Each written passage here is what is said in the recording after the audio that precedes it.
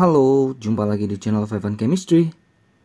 Video kali ini saya mau bahas soal-soal akhir bab materi hidrolisis garam. Materi kimia kelas 11 semester 2. Ada 20 soal pilihan berganda yang mau saya bahas di video kali ini ya. Yuk langsung aja saya mulai. Soal nomor 1, larutan garam berikut yang menyebabkan kertas lakmus biru menjadi merah adalah, kalau yang memerahkan lakmus itu pasti dia asam. Artinya carilah garam-garam ini yang cenderung bersifat asam. Nah, misalnya kita bisa lihat dari penyusunnya ya, asam basanya. Kan NaCl itu datang dari NaOH, HCl ya. Sama-sama kuat. Berarti ini tidak ya, ini tetap tuh lakmusnya biru, tetap biru. AlNO32, Na33. Al-nya itu datang dari AlOH3. Ini basa yang lemah. NO3- datang dari HNO3, asam kuat. Nah, berarti asam kuat basa lemah yang menang asam ya. Maka ini asam. Gitu ya, dan seterusnya. Satu lagi ya, C. Na2CO3 berarti datang dari Na itu kan NaOH basanya. CO3 2- datang dari H2CO3. Ini asam lemah, basa kuat, jadi menang basanya. Maka ini bersifat basa. Karena yang diminta bersifat asam, maka opsi jawaban yang tepat adalah yang B.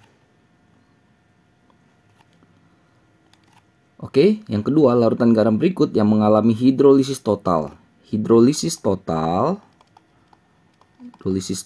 itu terjadi pada garam yang berasal dari asam lemah, basa lemah. Nah, jadi kalau kita cek di sini, yang E yang menghasilkan, yang datang dari asam lemah, basa lemah. Cn itu kan, Cn- itu datang dari HCN, basa asam lemah. Cu itu datang dari CuOH2, basa yang lemah. Jadi kalau dua-duanya kation dan anionnya datang dari asam lemah maupun basa lemah, maka akan menghasilkan hidrolisis total. Opsi yang tepat adalah yang E.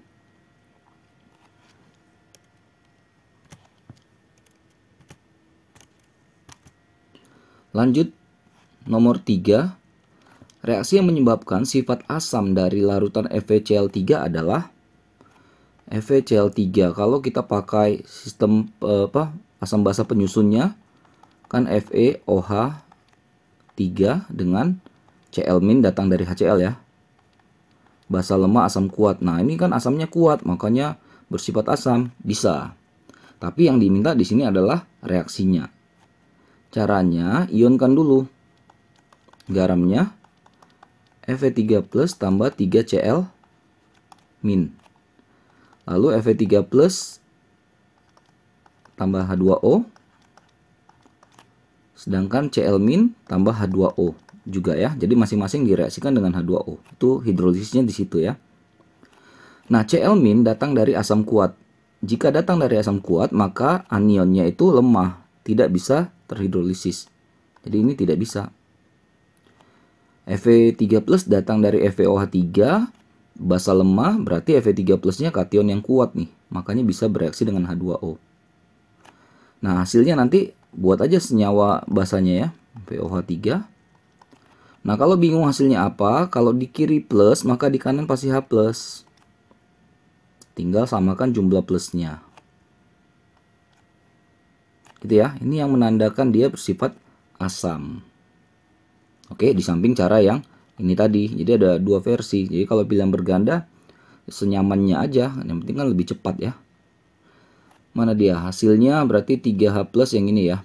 FeOH3. Nah, yang B. Nomor 3 bola. Nomor 4. Larutan garam berikut terhidrolisis dan bersifat basa. Kalau yang A itu kan datang dari CaOH2 dengan HCl. Sama-sama kuat. Basa kuat, asam kuat. Kalau yang B, AlCl3, AlOH3 dengan HCl. Ini basa lemah, asam kuat. Kalau yang atas tadi kan sifatnya netral ya. Kalau ini yang kuat yang menang ya. Yang C Na2SO4, Na gitu ya udah pasti NaOH gitu ya. SO4 pasti H2SO4. Basa kuat, asam kuat, netral. Yang D K3PO4. K itu KOH, PO4 gitu ya, datangnya pasti dari A3PO4 asam fosfat. Basa kuat, asam lemah. Nah, ini yang menang basanya. Tanggunglah yang E ya. Fe berarti datang dari FeOH3, basa lemah. HNO3, asam kuat. Nah, ini bersifat asam. Tapi yang diminta adalah yang bersifat basa. Maka opsi yang tepat adalah yang dadu.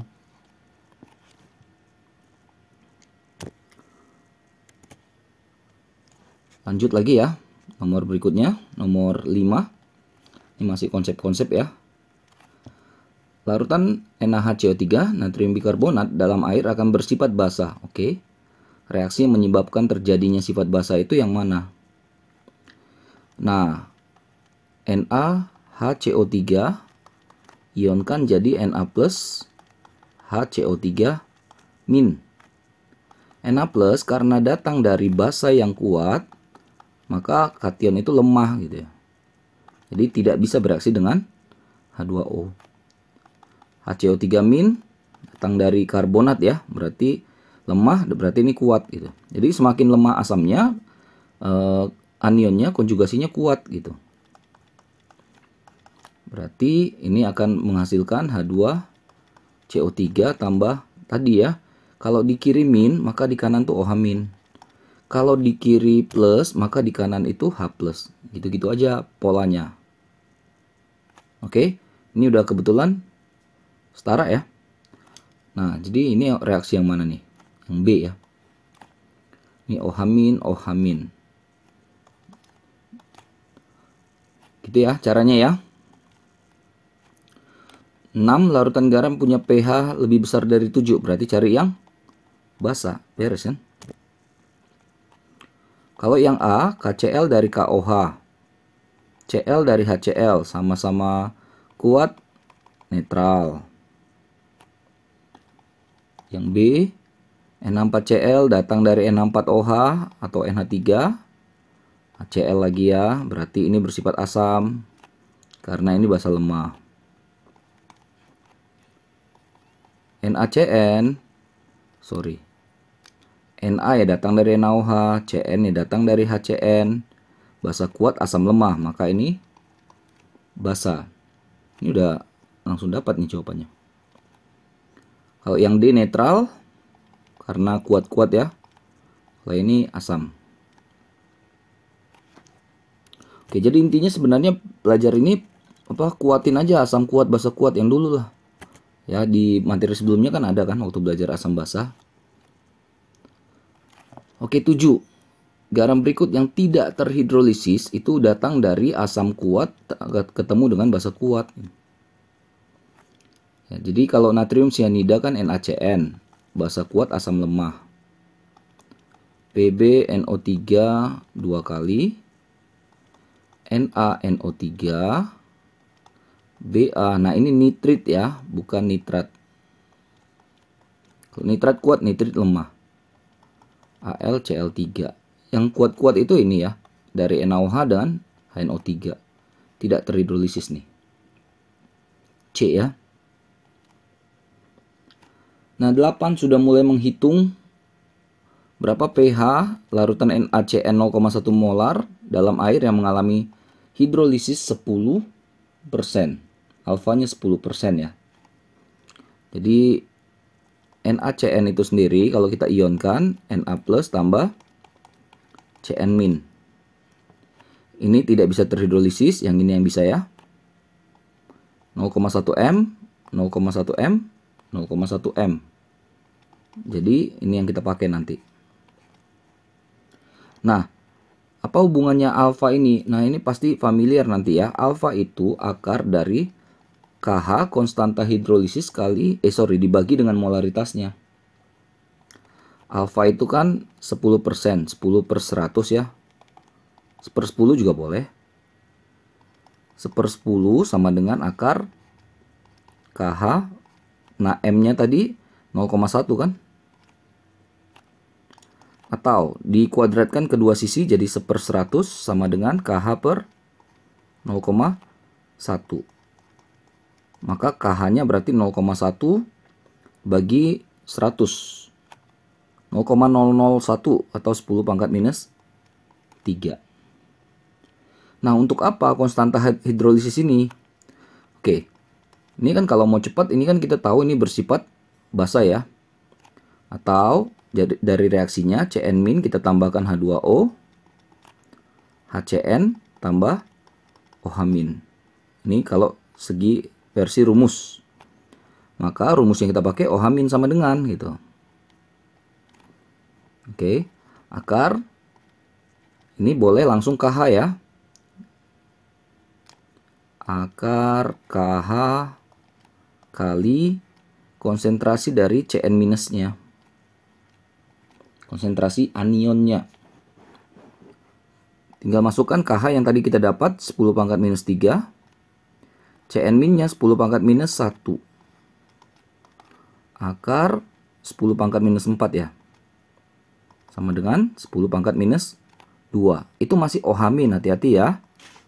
POH kan min log. 10 pangkat minus 2 berarti 2. pH 14 kurang 2. 12. Opsi yang tepat adalah yang E. Oke, jadi cari dulu hubungan alfa itu ya. Biasanya kalau ada alfa nanti mainnya ke KH. Kalau udah ada KH tinggal masuk rumus.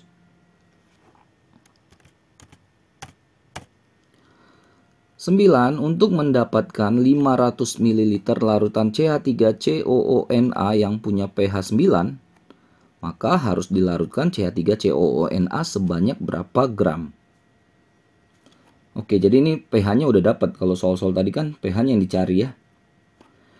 Gini, CH3COONA ionkan jadi CH3COO- tambah Na+. Ini bisa terhidrolisis, sini tidak. CH3COO- tambah H2O setimbang CH3COOH tambah OH-. Makanya bersifat basa kan? Jadi masuk rumusnya nanti rumus basa. Oke. Terus apa lagi yang kita belum dapat? Oh, oke. 9 tadi pH ya. pH sama dengan 9. Kita harus ubah ke POH. 14 kurang 9, 5 ya. Kalau POH-nya 5, maka konsentrasi OH-nya sama dengan 10 pangkat min 5. Saya pindah ke sini. Nah, konsentrasi OH- sama dengan akar Kw per Ka kali konsentrasi CH3COO-nya. Oke. Nah, OH-nya tadi 10 pangkat minus 5. Kw-nya itu kan tetapan ya. 10 pangkat minus 14. Ka-nya berapa Ka-nya? Ka-nya 10 pangkat minus 5 kali konsentrasi CH3COO-. Kuadratkan kedua sisi. Jadi 10 pangkat minus 10 sama dengan, ini akarnya lepas ya. 10 pangkat minus 14 dengan 10 pangkat minus 5 berarti 10 pangkat minus 9 ya. Kali konsentrasi CH3COO-. Atau kita bisa dapat konsentrasi CH3COO- sama dengan 0,1. Gitu ya. Nah, kalau kembali ke reaksi ini tadi, karena koefisiennya satu semua, CH3COO-nya 0,1, pasti CH3COONA-nya juga 0,1 M. Gitu kan? Nah, kalau udah dapat molaritasnya, barulah kita bongkar cari masanya. Masih ingat rumusnya? Molaritas sama dengan massa dalam gram bagi MR kali 1000 per mililiter larutan. Masukin lagi angka-angkanya. Molaritasnya yang kita dapat tadi 0,1. Massa yang dicari. MR-nya itu 82. Jadi saya nggak ngajarin lagi cara ngitung MR ya. Bisa lah ya. 1000 per mililiter larutannya 500 mili. Ini kan 2. 2 kita bisa juga bagi dengan ini jadi 41. Berarti massa sama dengan 0,1 kali 41. Berarti jadi 4,1 gram. 4,1 gram yang dadu.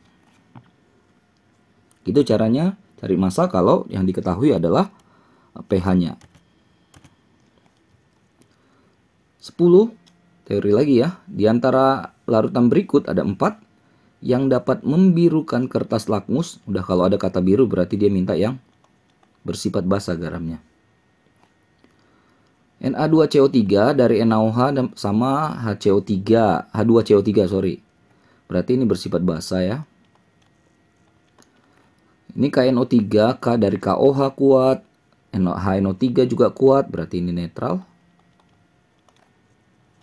Ini KNO2, hati-hati ya. K-nya KOH basa kuat, NO2-, HNO2 asam lemah. Berarti ini basa. NaCl ya familiar ya, netral. Basa berarti 3, 1 dan 3 B ya, bola. 11 KNO2, ini seperti yang di atas tadi ya. Dalam air bersifat basah, iya. Kenapa? Sama KNO2 K plus NO2-, ini tidak terhidrolisis, ini bisa. NO2-, namanya terhidrolisis, tambahkan H2O. Jadi asamnya ya, HNO2. Ingat kalau di kiri negatif, maka di kanan OH-. Tinggal lihat mana yang tepat, yang C.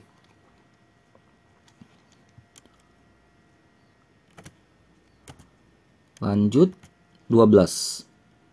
Ada NH4Cl, Kb NH4, ini harusnya NH3 ya, atau NH4OH ya. 10 pangkat minus 5, punya pH 5. Ini kayak soal tadi juga ya.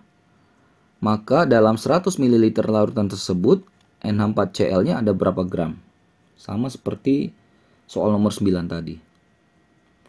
Oke, kita bongkar-bongkar dulu. NH4Cl, NH4+, tambah Cl-. Bisa terhidrolisis? Tidak bisa. Jadi NH4+ tambah H2O menghasilkan NH4OH tambah H+.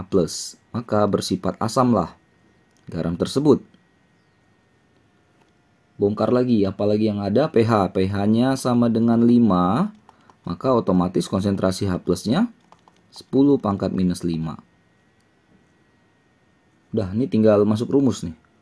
Konsentrasi H+ sama dengan akar Kw per Kb kali konsentrasi si NH4+-nya.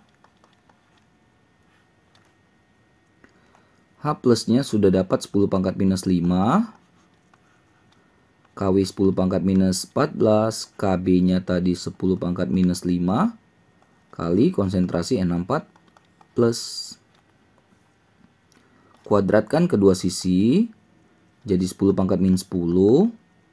Akarnya lepas ya. 10 pangkat minus 9 kali konsentrasi NH4+. Dapatlah konsentrasi NH4+, 0,1 M. Nah, kalau NH4+-nya 0,1 M, maka pasti NH4Cl-nya juga 0,1 M, karena koefisiennya sama kan? Kalau udah dapat konsentrasi NH4+, masukkan rumus ini ya. Molaritas massa dalam gram dibagi MR-nya kali 1000 dibagi mililiter larutan. Molaritas yang barusan kita hitung tadi dapat. Massa yang dicari, MR-nya untung dikasih tahu itu. Mililiternya 100 ya. Kalau kita coret ini kan sisa 10 ya. Kalau kita coret lagi ini jadi 5,35. Maka massa sama dengan 0,1 kali 5,35 di 0,535 gram. Ada nih, opsi yang tepat adalah yang A.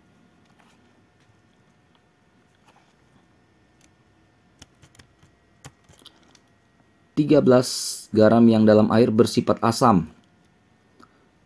Tembaga 2 sulfat, mudah-mudahan masih bisa ya mengubah nama menjadi rumus kimianya ya. CuSO4 datang dari CuOH2, basa lemah. SO4 udah pasti H2SO4 asam kuat. Nah, ini udah ketahuan yang kuatnya si asamnya. Maka ini bersifat asam. Udah langsung dapat jawabannya yang A. Nomor 14, larutan Al2SO43 dalam air bersifat asam. Oke. Reaksi yang benar untuk menjelaskan hal tersebut adalah ionkan saja 2Al3+ tambah 3SO4 2-. Nah, SO4 itu kan datang dari H2SO4, berarti tidak bisa terhidrolisis. Maka yang bisa adalah si Al3+.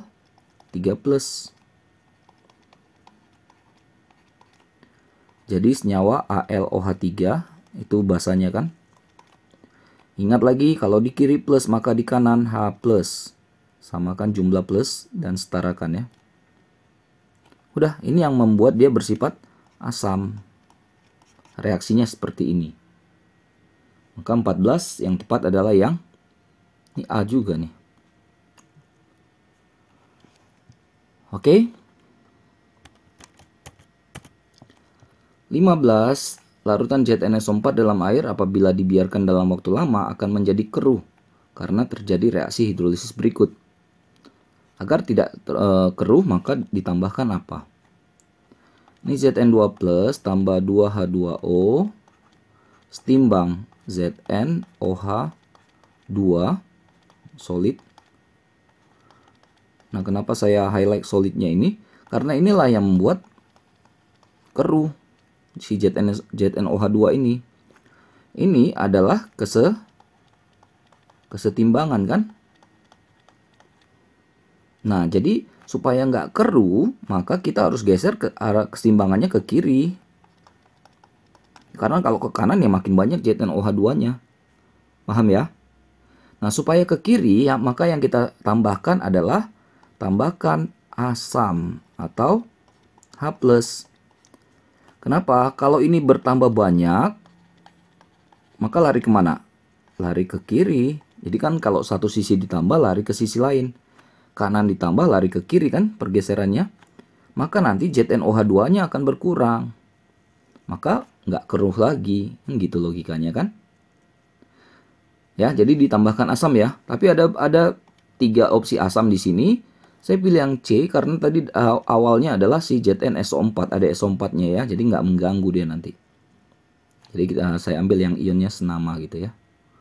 Nah, jadi paham dulu ya kenapa nggak keruh. Ya karena si ZnOH2 yang menghasilkan keruh itu berkurang dengan bergesernya kesetimbangan ke kiri. Dengan penambahan asam. Kalau kita tambahkan nanti basa. Jadi tambahkan OH- maka H+-nya berkurang. Jadi lari ke kanan makin keruh nanti.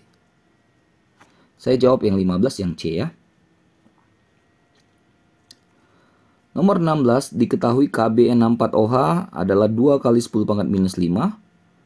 Maka pH larutan N62SO4 0,1 M adalah berapa? Sini harus hati-hati ya, karena valensinya nggak 1. N62SO4, 2 NH4+, tambah SO4 2-. Nah, kalau ini 0,1 M, maka ini pasti 0,2 M kan? SO4 itu datang dari kuat itu tidak terhidrolisis, N64+-nya yang terhidrolisis. Jadi nanti ini yang kepakai gitu ya. Nah, harus hati-hati dengan valensi yang kalau nggak 1. Nah, N64+ tambahkan H2O. Jadi NH4OH tambah H+. Maka bersifat asam lah garam itu kan. Makanya kita masukkan rumus konsentrasi H+. Kw per Kb kali konsentrasi si kationnya N64+-nya. Udah tinggal masukkan angka-angkanya. Kw 10⁻⁻14. Kb tadi 2 kali 10⁻⁻5 ya. Kali si N64+-nya 0,2 atau 2 kali 10⁻⁻⁴. 1. Ini dua-duanya bisa dicoret. Ini bisa dibilang akar 10 pangkat minus 4, 15 ya jadinya ya. 14 dengan ini ada 1 per 10 pangkat minus 5. Sama dengan akar 10 pangkat minus 10. Sama dengan 10 pangkat minus 5. Berarti pH-nya 5. Jadi opsi yang tepat adalah yang A. Oke, hati-hati ya untuk yang valensi 2 seperti ini. 17. Tabel hasil pengujian larutan yang dibuat peserta didik dari hasil percobaannya adalah sebagai berikut. Ada 5 garam dengan uji lakmusnya. Garam yang mengalami hidrolisis dan sesuai dengan hasil uji lakmusnya ditunjukkan oleh NaCN datang dari NaOH HCN. Karena NaOH-nya yang dominan maka ini bersifat basa ya. Basa itu kan membirukan lakmus. Maka ini salah nih. Ini malah memerahkan kan? Paham ya? Yang kedua, Ca itu datang dari CaOH2. Basanya yang kuat. F datang dari HF, asam lemah. Maka ini yang menang basa. Membirukan? Oke, benar. Jadi 2 oke. Bagaimana dengan 3? NH4Cl datang dari NH4OH, basa lemah, HCl sangat familiar, asam kuat, maka yang menang si asam. Asam akan memerahkan. Benar. Yang 4, KCN itu datang dari KOH tambah HCN. KOH asam kuat, HCN basa lemah, yang menang basa. Biru-biru. Ini juga bisa.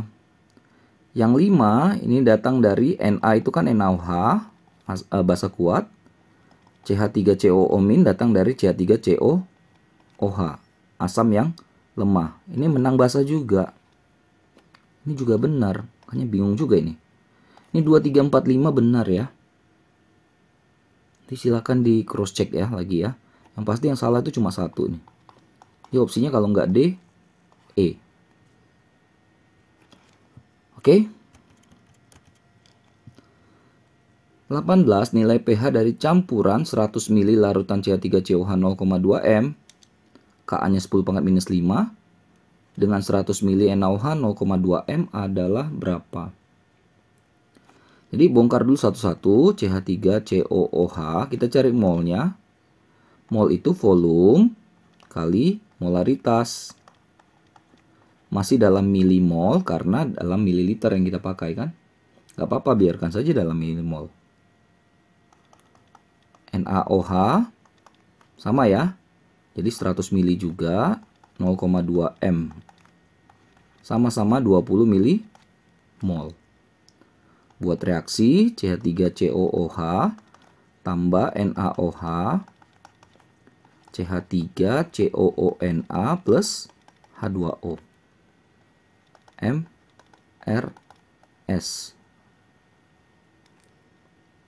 Nah, M-nya masukkan yang 20 milimol masing-masing. Ini kan belum ada ya, belum bereaksi. Maka pasti ini dua-duanya akan habis kan? Nah, koefisien sama juga kan, 1 semua. Airnya biarin aja, saya nggak isi. Nah, jadi ini ada terbentuk CH3COONA. Jadi garam lagi kan? Hidrolisis lagi gitu. Tapi dia masih dalam 20 milimol. Supaya dalam molaritas kita bagi dengan total volume. Kan 100 tambah 100 kan? Jadi 200 mililiter. Ya, jadi 0,1 mol per liter karena mili-milinya coret kan, atau 0,1 M. Nah, jadi ini 0,1 M. Baru ngitung seperti yang tadi lagi, soal-soal yang tadi.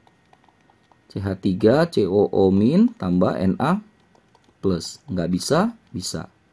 0,1 M, 0,1 M. CH3COO- tambah H2O. Ini sampai mahir ya. CH3COOH tambah OH-. Oke, maka bersifat basa.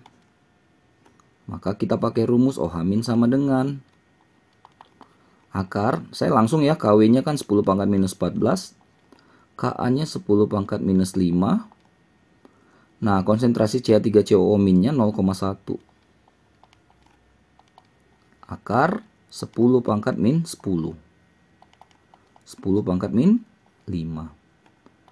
Berarti POH-nya min log 10 pangkat minus 5 ya 5. pH-nya yang 14 kurang 5, 9. Opsi yang tepat adalah yang E.